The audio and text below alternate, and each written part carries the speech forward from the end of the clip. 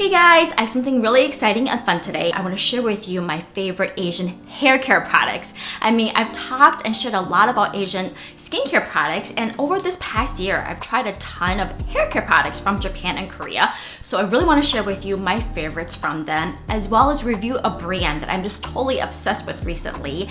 And I want to share with you all the products I've tried and my favorites from that brand. Hi, my name is Dr. Jenny Liu. I'm a board-certified dermatologist, and welcome back to my YouTube channel. I'm a big skin and hair care enthusiast, so if that sounds good to you, I would love it. You can give this video a thumbs up and subscribe to my channel. So Asian skincare has been trending and still is really popular, but I feel that hair care, Asian hair care, is another category that is going to be really popular soon, and I'm hoping I'm right. I mean, from all the products I've tried, I love how well they work for my hair, the relative affordability, and I have not really been disappointed by majority of Asian hair care products I've ordered. And if you guys are wondering, I get most of my Asian skin and hair products from Yes Styles and Stylewana. Those are the two major websites I shop. I do feel though, majority of these products are formulated for Asian hair, and most Asians have straight coarse hair, sometimes straight fine hair. So if you're someone with a textured, curly, coily, kinky hair, not that these products won't work well for you, but it's just one of those things where always have to try it out first. Not only do you have to worry about your hair texture, but also your scalp type when it comes to finding the right products. I have naturally more oily scalp, prone to dandruff, and then my ends are more dry, and I have naturally straight coarse hair. And so that's kind of like my hair and scalp at baseline. I'm also about a year postpartum, so definitely experienced significant shedding this past year. And finally, it's hard to see now, but because I've kind of sprayed them down, but I will wake up every morning with these like postpartum fringes, they call them postpartum bangs, sticking out. And so finally getting some good regrowth. So I would say overall, my hair care goals are: number one, reduce dandruff, reduce that oily scalp, use treatments, conditioners that will help to keep my ends strong, healthy, and reduce breakage, dryness, and frizziness. And then ultimately, together help to keep my hair stronger, fuller, and help with regrowth. For my greasy and dandruff-prone scalp, I want to look for shampoos that can effectively yet gently cleanse my scalp, remove the buildup, the sebum, and also use an anti-dandruff shampoo that can offer yeast control. The problem with that is, number one, most anti-dandruff shampoos can be very drying on the hair. And so that is like one of the biggest things I look for when it comes to using an anti-dandruff shampoo a few times a week, which is what I do, is that they have to be much more gentle on my hair. Two, because of my oily scalp, at the very least, I wash every other day, but often I will wash my hair daily. And so with that, I need a shampoo that can, cleanse, but also not be overly aggressive on my scalp and hair, because obviously the more washing we do, the more drying it can be on the scalp and hair. I also want to have, conditioners that can offer moisture to my hair, help to reduce some of the breakage, soften, detangle, and also I blow dry my hair every time I wash my hair. Reasons being is I wash my hair at night, and you never want to go to bed with wet hair. And then on top of that, I do curl or straighten my hair a few times a week. So then I want to make sure that post-conditioning, leave-on treatments, whether that's like hair serum or like a leave-in conditioner, UV and heat protectants, but really offer those things: detangle, soften, reduce frizz, and offer heat protection. And the reason why I say maybe will help to regrow hair is that, number one, we know the most effective thing you can put on your hair for regrowth is topical minoxidil. Now, these scalp serums and tonics in general, I think, can be helpful, something nice but not necessary, in helping to keep your scalp healthy, your scalp skin barrier healthy, and with that, indirectly, you are going to get better hair growth and healthier hair growth. What Asian hair care products market and their marketing regulations is very different from the US. And so, for any product, any sort of, hair care product to say that it's going to stimulate hair growth, I think that is just kind of too out there.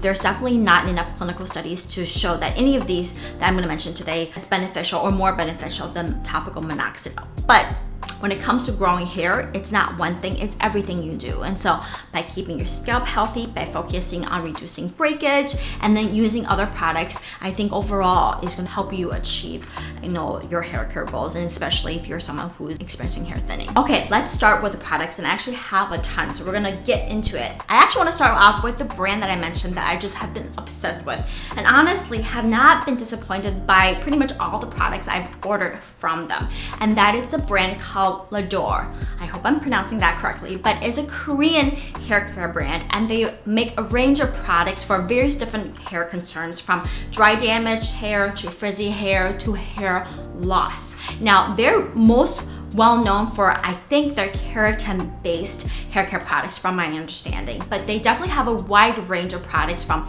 tonics to shampoo, conditioner, masks, post conditioning repair products. The first one is from their keratin line, and it's their Keratin LPP shampoo, formulated for those that have dry damaged hair, fragile broken hair like myself, from excessive chemical processing, heat styling, what have you. I love a few things about this shampoo. Number one, it's very gentle. Two, it contains a blend of different hydrolyzed protein as well as plant-derived oils. Helps to cleanse, but also as it's rinsing through my hair, it helps to even detangle and soften my hair. I don't use shampoos to wash my hair, and you really shouldn't. Like the act of rinsing the shampoos out of your hair itself will kind of remove any sort of buildup that you have on your ends. Formulated at a more acidic pH, and our hair and scalp is naturally more acidic, so it's going to be less damaging. I sometimes will even use this like back to back daily if I need to wash my hair regularly.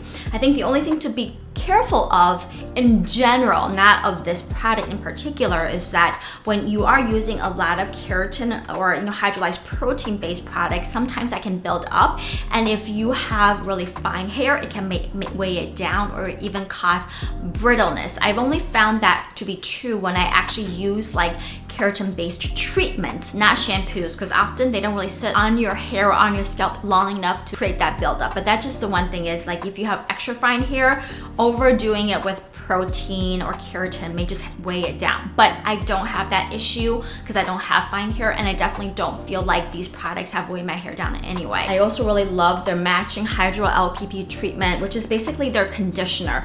This is a very creamy conditioner that's very nourishing. Again, contains a blend of low molecular weight hydrolyzed peptides, collagen, as well as plant-derived oils. This is silicone free, but I find it to be very nourishing, and again, formulated at a lower pH that is great for dry damaged hair. The next line I tried is actually from their Herbalism collection, that also is a shampoo and a conditioner, and this is a line that is formulated for those with more like sensitive scalp, itchy, flaky scalp, and the formulation does help with that. It contains panthenol, salicylic acid, and niacinamide, devoid of like harsh surfactants, parabens, artificial color and dye, although it does contain fragrance, so I find that to be a little ironic. But anyways, it contains 20 different blends of amino acids, again, hydrolyzed protein, plant-derived ingredients to help calm and soothe itchy, flaky, irritated scalp. I do feel though the conditioner, for what my needs are, I didn't find it to be moisturizing enough. Definitely not as much as the keratin line, but certainly for somebody who is looking for like a shampoo and conditioner set, and you don't have really dry, damaged hair, I think this conditioner is just a good conditioner. My favorite product from Lador has to be the Wonder Balm. This is like a multitasking product that is just amazing. It's for hair, but I absolutely love how soft, how conditioning it is, and how much it's able to just like make my hair feel so nice and smooth and silky. But this is, my understanding is, it actually can be used in a couple ways. Number one, as a conditioner, as well as a post-conditioning like leave-in balm or treatment. That basically what it does, it helps to moisturize your hair, helps to repair, strengthen, and protect hair. This contains 20 different types of amino acids along with ceramides, macadamia oil, different fatty alcohols that are very nourishing. I would use this as a conditioner. I've also tried putting this on like a little tiny pea-sized amount to my hair after I condition, like post showering, and then blow dry my hair. And I have to say, my hair feels, number one, instantly soft, and two, it does help to reduce the drying time when I blow dry. And then even when I wake up the next day, my hair continues to feel soft. And I think this is what this product is intended to do. So I definitely love how versatile it is and how soft and how much conditioning it adds to my hair and helps to keep my hair soft in between hair washings. And I've also tried 2 other products from the Wonder line, and that is their Thermal Protectant Spray. The Thermal Spray I really love. It comes out in a very fine mist that I don't feel like weighs my hair down. You can use it on dry or wet hair. So for me, my routine typically is after I condition, after I come out of the shower, I will wrap my hair in the aqueous hair wrap to quickly absorb the water, and then after like 10 minutes, I will take it down, apply like leave-in conditioner, and then I will just go ahead and blow dry my hair, and then I'm pretty much done. I may add a little bit of like hair serum to the end if I feel like it. But you know, I like some extra heat protection when I'm like curling my hair or straightening my hair, and I often will do this maybe like the next day. It's really light that it dries fairly instantly. Like I don't have to wait for like 5 to 10 minutes for some of the thermal protectant products I've used on dry hair for it to dry before I can go ahead and curl or straighten my hair. The last product from Lador is actually a scalp tonic, and it's from their hair loss line. This one's called the Dermatologist Scalp Tonic, and this is actually the second bottle. And this is ideal really for those who are experiencing hair thinning. I love this for a couple reasons. Number one, the ease of use. So, you know, many of us don't enjoy putting a serum through our scalp. Number one, it's just very tedious and very difficult. I definitely have done it in the past, but mostly to spot treat areas of my scalp. This spray, I don't know if you guys can see, but it actually sprays out in a large surface area. And so I'm able to kind of almost lift up my hair and spray, focus it on my scalp. I mean, certainly you're gonna get some on the roots, but I have not too found this to add additional residue, heaviness, or greasiness to my scalp. And in fact, I've actually tried where I treat one side of my scalp and not the other, and the next day, the side that I used this on did not feel extra greasy. It contains ginseng, hydrolyzed protein, licorice root, niacinamide, and goji berry extract, and ingredients that certainly have more data in Asia, but definitely there's actually quite a bit of literature on the use of topical ginseng for hair growth, and it really stems out of Korea from all the studies that I could find. And certainly most of them were in laboratory studies, maybe on hair follicle cells, not so much humans, but there are some studies that have shown that ginseng can offer benefit. In fact, there were quite a few ginseng-based hair care products for regrowth when I was in Singapore and I was shopping at their local pharmacy. I can't tell you guys how much it's helped with my hair growth, and certainly I didn't feel like it caused irritation. I was able to tolerate it and probably did offer some benefit. But you know, I also have been this whole time using my LED devices for hair regrowth, and I definitely do feel overall I am shedding less hair, right? But it could also just be the tincture of time. You know, it's been almost a year since I've had my baby, so I think it's one of those things where if you're not able to use minoxidil for some reason and you are experiencing hair thinning, it's definitely something I don't think will hurt as long as you don't have reaction or irritation. I also have tried another Japanese anti-dandruff shampoo, and I actually really have enjoyed using it.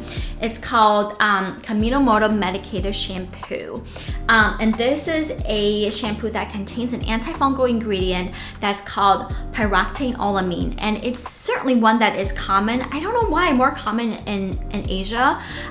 It's not as readily available here in the US. It's certainly allowed. I mean, it's very similar to zinc pyrithione, but just another formulation.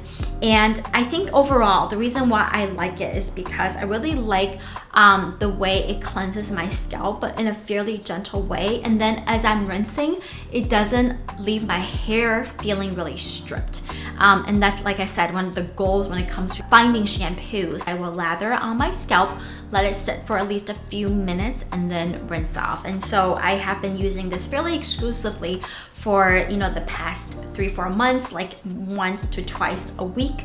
I often like to alternate between anti-dandruff shampoos to get the most out of them. And like I said, it's been working really well for me, and I have not found it to be very drying on my hair. Another brand that I actually have been loving, Elizavecca. They make hair and skincare, and they always have these really cute packaging and cartoons. But this is the Sarah 100 Collagen Ceramide Coating Protein Treatment. What this contains is mainly pig-derived, so definitely not vegan, pig-derived hydrolyzed protein along with soy-based protein and ceramide. You apply it to wet hair, you let it sit for 10 to 20 minutes, and then you rinse off. I liked how soft it made my hair feel, but overall, you know, I just don't have the time right now to do a pre-shampoo conditioning treatment. I have like 2 kids at night, bedtime sometimes is a struggle. And so I want something that can really just be effective and condition, you know, reducing frizz, offering protection.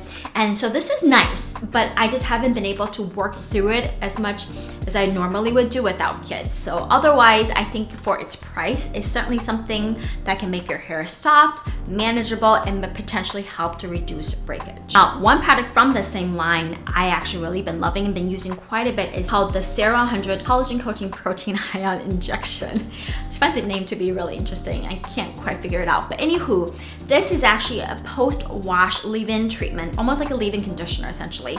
And per the instructions, you're actually supposed to put it on dry hair. I've done both, wet and dry hair. I do really love how instantly soft it makes your hair feel, helps to detangle, helps to add conditioning and moisturization. In addition to, you know, the hydrolyzed protein amino acids, also contains different blends of silicone, which I personally love for my hair, including dimethicone, as well as this really lightweight silicone called cyclopentasiloxane, which is basically very watery. It evaporates very quickly, but offers like soothing, smoothing, conditioning effect without weighing the hair down. And even on dry hair, I find it to really help to soften and detangle without weighing your hair down, essentially. And I use this a lot on my daughter, actually. She is now taking swimming lessons, and with all the chlorine and, you know, kids not being able to really have you wash their hair and condition their hair on a regular basis, I will actually put this through my daughter's hair at bedtime, even on dry hair, and really helps to soften and protect the hair and reduce split ends and breakage. So I think this is definitely, for me, something that is more manageable and doable. Last but not least is their Sarah 100 Hair Muscle Essence Oil, a blend of different avocado, macadamia oil, and other plant-derived oils. And it's very watery and very lightweight. And sometimes after I blow dry my hair, if I feel like I want a little more softening and conditioning to the ends, I will just take a little bit of this and rub it on the ends. All right, guys, so those are all the Asian-based hair care products I've tried. And like I said, I really have enjoyed using majority of them. It's just sometimes, depending on my life and my routine, it's not always doable. And so I'm not able to get the most out of those products. But overall, I have not been very disappointed by all the products I've tried. Have you tried any of these? If so, please let me know in the comments below. Or if there is a great Asian hair care product that you love and I did not mention in this video, definitely let me know in the comments below. Thank you guys so much for watching, and I'll see you next time.